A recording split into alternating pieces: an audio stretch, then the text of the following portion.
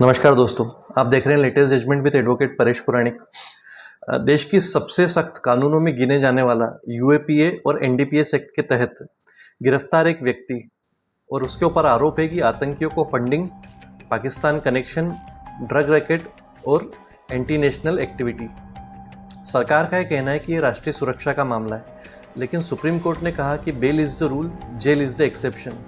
और फिर कोर्ट ने वो सब बातें कहीं जो आने वाले कई सालों तक यूएपीए के मामलों की दिशा को बदल सकता है। आज की कहानी या ये केस जो है सिर्फ एक व्यक्ति की बेल का मैटर नहीं है, बल्कि आर्टिकल 21 यानी कि right to liberty versus national security की एक सबसे बड़ी कानूनी बैटल है। दरअसल ये मामला है Syed Iftikhar Andrabi versus national investigation agency NIA का। साल है 2019। आर्टिकल 370 हटाए जाने के बाद कश्मीर में माहौल काफ़ी टेंस था। सरकार ने कई जो पॉलिटिकल वर्कर्स हैं और स्थानीय नेताओं को प्रिवेंटिव डिटेंशन में लिया। वहीं इफ्तिकार अंद्राबी जो है वो भी उन्हीं में से एक था। उसके ऊपर यह आरोप था कि वो जम्मू कश्मीर जो JNK की पीपल्स कॉन्फ्रेंस से जुड़े जो पॉलिटिकल वर्कर्स थे उन लोगों के बीच वो काफ़ी प्रभाव रखता था। पहले उनको पब्लिक सेफ्टी एक्ट के तहत अरेस्ट किया गया, लेकिन बाद में हाईकोर्ट ने उनकी जो प्रिवेंटिव डिटेंशन है उसको कैंसिल कर दिया। यहीं से कहानी जो है वो पलट जाती है। जून 2020 में पुलिस ने एक क्रेटा कार पकड़ी और कार में काफ़ी भारी मात्रा में कैश और हेरोइन बरामद होने का दावा किया गया।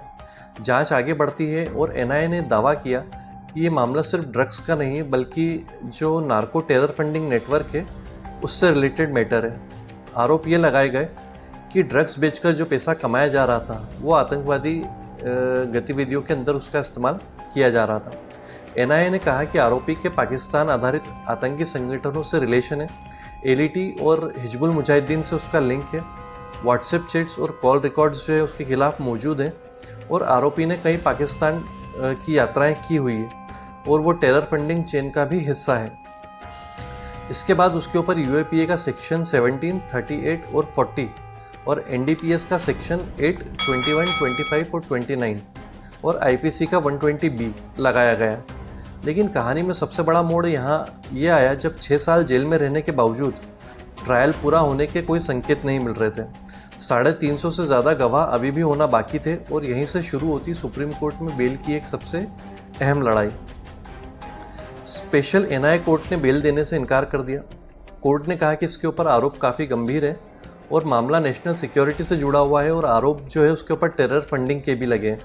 वहीं यूएपीए के सेक्शन 43D के तहत उसके ऊपर उसको बेल दिए जाने से रिलेटेड कड़ी रोक है और कोर्ट का यह मानना था कि प्राइमा फेसी आरोप सही दिखाई दे रहे हैं, इसलिए आरोपी को रिहा नहीं किया जा सकता है। मामला जब हाईकोर्ट में पहुंचता है तो जम्मू हाईकोर्ट का ये कहना था, उन्होंने भी बिल रिजेक्ट कर दी। उनका ये कहना है कि जो चार्जेस फ्रेम हो चुके हैं, ट्रायल चल रहा है, आरोप गंभीर है, इसलिए इस स्टेज के ऊपर बेल नहीं दी जा सकती। यानी दोनों अदालतों ने नेशनल सिक्योरिटी और यूएपीए की कठोरता को देखते हुए उसको प्राथमिकता दी, लेकिन सुप्रीम कोर्ट ने इस पूरे मामले को एक अलग नज़रिए से देखा। आरोपी की तरफ से सुप्रीम कोर्ट में क्या दलील दी गई कि 6 साल ऑलरेडी जेल में रह चुका है, लेकिन ट्रायल अभी पूरा नहीं हुआ है। आरोपी 2020 से जेल में था, 350 से ज़्यादा अभी भी एविडेंस होना बाकी थे गवाह, मतलब ट्रायल जल्दी ख़त्म होने की कोई संभावना दिख नहीं रही। और उनका ये कहना है कि यदि ट्रायल ही ख़त्म नहीं होगा तो किसी इंसान को अनिश्चित तक इनफाइनाइट पीरियड के लिए जेल में नहीं रखा जा सकता। आर्टिकल 21 जो है वो ये कहता है कि राइट टू स्पीडी ट्रायल, यानी कि संविधान का आर्टिकल 21 सिर्फ जीने का अधिकार नहीं देता, बल्कि सम्मान और स्वतंत्रता के साथ जीने का अधिकार देता है और स्पीडी ट्रायल उसी का एक हिस्सा होता है। उन्होंने कई बड़े जो इम्पोर्टेंट जजमेंट्स है उसको यहाँ पर रेफ़र किया गया, जैसे KA Najeeb, Shaheen welfare association case और शेख जावेद इकबाल का केस। इन तीनों केस का रेफरेंस दिया गया। वहीं बचाव पक्ष का ये कहना था कि आरोपी से कोई कैश बरामद नहीं हुआ है, उसके घर से कोई रिकवरी नहीं हुई, कन्फेशन पुलिस के सामने लिया गया है और जो एविडेंस एक्ट सेक्शन 25 के तहत इनएडमिसिबल होता है। उन्होंने ये भी कहा कि व्हाट्सएप चैट्स दिखाई नहीं गई और कॉल रिकॉर्ड्स में कोई टेररिस्ट का कनेक्शन नहीं मिला है। वहीं पर जो पेरिटी आर्ग्यूमेंट है वो ये कहता है कि यदि जो को एक्यूज्ड है यदि उनको पहले से बेल मिल चुकी है तो फिर सवाल ये उठता है कि अगर समान आरोप वाले दूसरे आरोपी जेल से बाहर है तो सिर्फ एक व्यक्ति को जेल में क्यों रखा जाए। जैसे आपको याद हो तो इसी केस से रिलेटेड एक जजमेंट हमने थोड़े दिन पहले भी डिस्कस किया था, वो भी जम्मू कश्मीर का और यूएपीए और एनडीपीएस से रिलेटेड मैटर था। शायद ये जिस केस की बात कर रहे हैं कि जो दूसरे को एक्यूज थे जिनको बेल दे दी गई है, वो हमने उसको डिस्कस भी किया था यहाँ पर। अब एनआईए का पक्ष क्या है, उन्होंने उसका काफ़ी स्ट्रॉन्ग अपोजिशन काफ़ी स्ट्रांगली अपोज किया उन्होंने इसको। उनका ये कहना था कि जो आरोपी है उसके पाकिस्तान से कनेक्शन है, टेरर फंडिंग नेटवर्क का भी वो हिस्सा है, ड्रग्स से जो पैसा कमाकर आतंकवाद को सपोर्ट किया गया है वो उसके सबूत हैं और मामला नेशनल सिक्योरिटी से जुड़ा हुआ है। एनआईए ने यहाँ पर यह भी कहा कि डिले आरोपी की वजह से हुआ है क्योंकि उसने कई एप्लीकेशंस फाइल की हुई है और यदि कोर्ट चाहे तो ट्रायल को 1 साल के अंदर ख़त्म करने का निर्देश दे सकती है। अब आते हैं इस फैसले के सबसे हिस्टोरिक हिस्से के ऊपर, जिसमें सुप्रीम कोर्ट ने कुछ ऐसे ऑब्जर्वेशन दी जो भविष्य में हज़ारों यूएपीए के मामले को प्रभावित कर सकते हैं। सुप्रीम कोर्ट का कहना है कि बेल इज़ द रूल और जेल इज़ द एक्सेप्शन सिर्फ एक कानूनी लाइन नहीं बल्कि एक संवैधानिक सिद्धांत है, यानी लिबर्टी को डिफ़ॉल्ट माना जाएगा। यूएपीए में जो है चाहे कितना भी एक स्ट्रॉन्ग एक्ट हो लेकिन वो संविधान से ऊपर नहीं है, ये सुप्रीम कोर्ट का कहना है। हाँ, यूएपीए में बेल रिस्ट्रिक्शंस होती है लेकिन कॉन्स्टिट्यूशन कोर्ट्स की पावर को ख़त्म नहीं करता है। जो कितना भी स्ट्रिक्ट कोई कानून बना दिया जाए लेकिन वो कॉन्स्टिट्यूशनल पावर्स जो है वो उसको ओवरराइड नहीं कर सकता है। अगर आर्टिकल 21 का वायलेशन हो रहा है तो कोर्ट बेल दे सकती है। कोर्ट ने के नजीब फैसले को दोहराते हुए कहा कि जब ट्रायल जल्दी खत्म होने की कोई संभावना न हो तो सेक्शन 43D सबसेक्शन 5 की कठोरता को मेल्टडाउन किया जा सकता है। वहीं सुप्रीम कोर्ट ने यह भी कहा कि किसी व्यक्ति को सालों तक अंडर ट्रायल रख के देना दरअसल प्री ट्रायल पनिशमेंट बन जाता है और ये संविधान के टोटली खिलाफ है। कोर्ट ने कहा कि सिर्फ गंभीर आरोप बेल रोकने का आधार नहीं हो सकते। अगर ट्रायल ही वर्षों तक पेंडिंग हो तो लिबर्टी को पूरी तरीके से ख़त्म नहीं किया जा सकता है।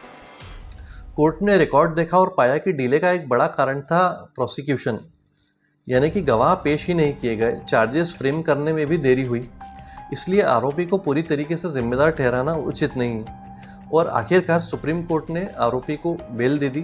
कोर्ट ने कहा कि लगभग 6 साल ऑलरेडी वो जेल में रह चुका है, 350 गवाह अभी होना बाकी है, नियर फ्यूचर में ट्रायल खत्म होने की कोई संभावना नहीं दिख रही है, रिकवरी भी कोई डायरेक्ट नहीं हुई है और पहले इंटरिम बेल का कोई मिसयूज़ नहीं हुआ है और जो दूसरे को एक्यूज्ड हैं उनको भी बेल मिल चुकी है, तो पैरिटी वाला प्रिंसिपल भी अप्लाई होता है। तो इन सब परिस्थितियों को देखते हुए जो कंटिन्यूड इनकारसरेशन है वो उचित नहीं है और इसी के साथ सुप्रीम कोर्ट ने आरोपी को रेगुलर बेल दे दी। अब जिस केस को हमने यहाँ पे डिस्कस किया है उसका नाम है सैयद इफ्तिकार अंद्राबी वर्सेस एनआईए और ये सुप्रीम कोर्ट में बेल ऑर्डर पास किया है।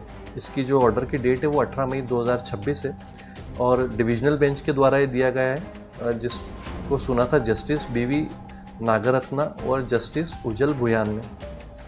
अब इसका रियल लाइफ में क्या इम्पैक्ट होता है दोस्तों कि अब यूएपीए के मामलों में सिर्फ सीरियस एलिगेशंस बोलकर आप किसी को सालों तक जेल में नहीं रख सकते। सुप्रीम कोर्ट ने साफ संकेत दे दिए कि संविधान जो है कॉन्स्टिट्यूशन वो सबसे ऊपर है, स्पीडी ट्रायल जो होता है वो एक फंडामेंटल राइट है और लिबर्टी को इंडेफिनेटली सस्पेंड नहीं किया जा सकता है। ये फैसला आने वाले समय में जो हज़ारों अंडर ट्रायल प्रिजनर्स हैं उनके लिए ये एक मिसाल बन सकता है। और लास्ट में कानून का जो असली इम्तिहान है वो तब नहीं होता है जब अपराधियों को कानून सज़ा दे देता है, बल्कि तब होता है जब वो किसी आरोपी को आज़ादी और संविधान के बीच में एक प्रॉपर बैलेंस बनाता है। क्योंकि लोकतंत्र सिर्फ अदालतों से नहीं चलता है बल्कि उसे उस भरोसे से चलता है कि न्याय देर से ही सही लेकिन मिलेगा ज़रूर। आप इस बारे में क्या सोचते हैं? क्या यूएपीए जैसे एक्ट लगने के बाद सुप्रीम कोर्ट को इस तरीके से बेल देना उचित है या फिर नेशनल सिक्योरिटी में थोड़ा सा सुप्रीम कोर्ट को भी बेल देने से पहले सोचना चाहिए? आप इस बारे में क्या सोचते हैं? कमेंट करके ज़रूर बताइएगा। Thank you.